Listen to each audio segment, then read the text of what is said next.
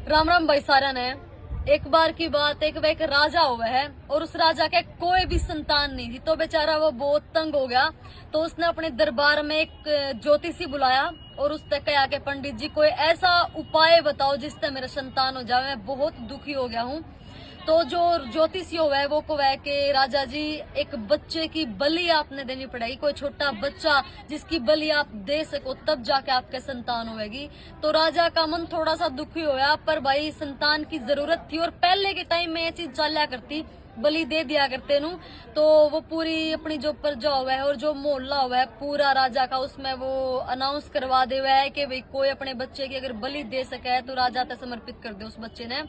तो जब सबके काना तक यह खबर गई तो एक परिवार हुआ है और वो परिवार की जो कंडीशन थी, जो पारिवारिक हालात थे वह इतने ज्यादा खराब थे कि वही बात है खाने न दाने तक नहीं थे।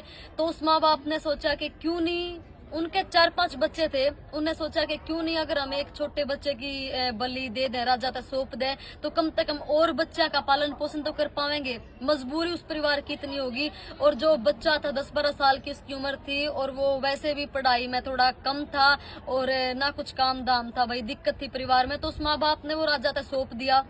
तो राजा उस बच्चे ने देख के, तो जब उसकी बलि देने का टाइम आवा है तो राजा उससे पूछा है कि बेटा तेरी कोई आखिरी इच्छा हो वो बता। तो वो बच्चा कब है कि राजा जी, वो हाथ जोड़ दिया कि राजा जी मेरी आखिरी इच्छा बस यह है कि मेरे तय एक थाली में माटी दे दी जावे, थाली भर के माटी की।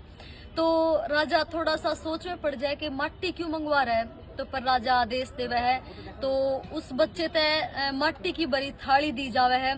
तो वो बच्चा माटी घेर के धरती पे उस माटी के 4 महल बना दिए है, 4 महल उस माटी के बना दिए और उसके बाद बना के चारों, पहले महल ने खोदे है, दूसरा महल की तरफ देखे है उसने भी मिटा दे है, फिर तीसरे महल पर नजर जावे तीसरे ने भी मिटा दे है, पर जो चौथा महल था उसने देख के वो बच्चा मुस्कुरान लाग जाए और हाथ जोड़ के खड़ा हो जावे है और उसके बाद उस महल ने मिटांदा नहीं। और तब राजा तक है कि राजा जी मेरी इच्छा पूरी होगी, अब आप जो सजा दो, जो भी मेरे साथ करना चाहो कर सको।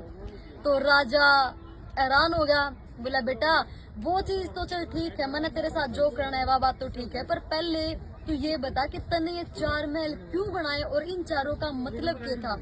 तो वो को है कि राजा जी ये 4 महल यानी जो मैंने पहला महल मिटाया है ना, वो था मेरा परिवार, यानी मेरे माँ बाप, मेरे भाई छोटे छोटे जो मेरे पे प्यार करा कर दे, जो माँ बाप करा कर दे कि इतना प्यारा बच्चा है हम कदे दूर जान नहीं देंगे। आज मेरी उस परिवार पे उम्मीद खत्म होगी, इसलिए मैंने वो महल दे दिया।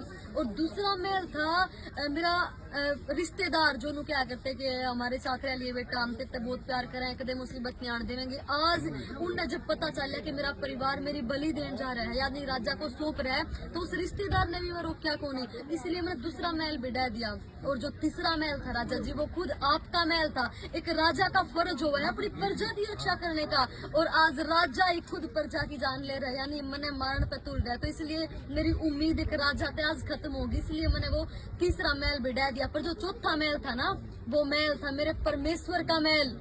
वो परमेश्वर जिसने मैं पैदा करा, मेरे ते दुनिया दी, मेरे ते 2 आंखें खूबसूरत दी, और वो भगवान जिस पे मैंने हमेशा उम्मीद थी और हमेशा उम्मीद रहेगी, जो हमेशा हर पल हर घड़ी मेरे पास है, मेरे साथ है और मैंने पूरा भरोसा है उस भगवान पे कि वो भगवान मैंने कदे भी दुखी नहीं होने देगा। इसलिए मैंने वो चौथा महल खत्म नहीं किया राजा जी। बस यह मेरी आखिरी इच्छा थी कि मैंने उस भगवान पे विश्वास है।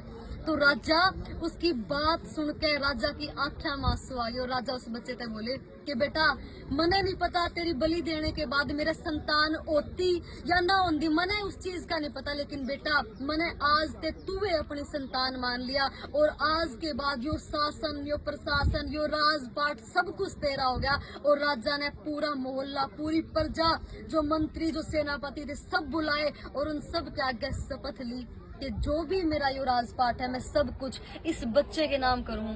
सोच के देखो सब कुछ किसके कारण होया, उस भगवान के कारण। मतलब उस बच्चे की जिंदगी खत्म होने वाली थी, वो बलि उसकी होने वाली थी, राजा की संतान की खातिर, क्योंकि राजा के संतान नहीं हुए थी, उस बच्चे की बलि होनी थी, पर राजा ने वह संतान मान ली और एक राजा घोषित कर दिया भगवान कब जिंदगी का पासा पलट देवे कोई नहीं जानता मेरे वाण भाइयों। इसीलिए अगर थारे अपने, थारे रिश्तेदार, थारा गांव, थारा सारी दुनिया साथ छोड़ दे, लेकिन वो बैठा है ना, वो परम पिता परमात्मा, वो उसने ख्याल है थारा। थम जामे हो ना, थम धरती पे तारे हो, तो ख्याल वो रखेगा। सच्ची नियत है, बस मेहनत करते रहियो, फिर देखना कि ऊपर लोग सलामी करेंगे। बस विश्वास कट्टर होना चाहिए उस भगवान पे कि कुछ भी हो जाओ वो मेरा कदे बुरा नहीं चाहेगा। बाकी समझने वाले समझ गए होंगे। जय हिंद, राम राम।